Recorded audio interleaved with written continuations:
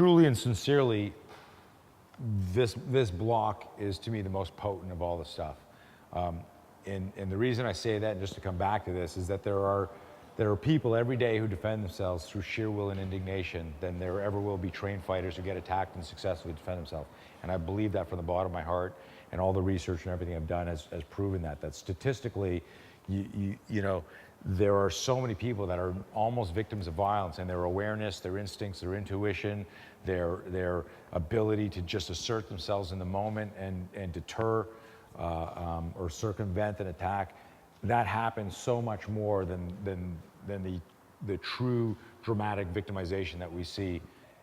I was driving home one day, and I'm always studying, and I'm listening to a radio interview with this guy, Howard Gardner, who at the time had written a book called Frames of Mind, and he was a social scientist studying human beings.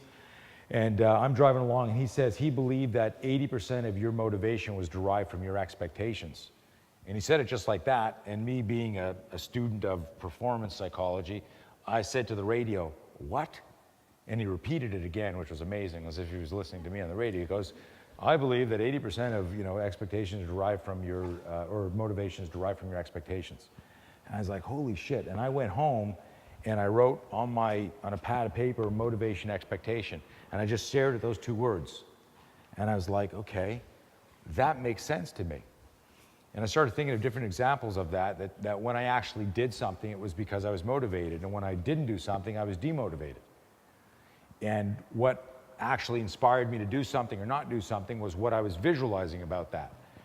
And thinking about that, I realized, well, that's the next block in this, that I needed to have a positive expectation to stay motivated, but my expectation was always in my head. It was something I was conjuring up. It was how I was visualizing. Does that make sense? And if you think about, walking up to a weight, and usually when you throw it or toss it and you drop it, it's because just before you went to do it, you visualized that you weren't going to make it. True or untrue?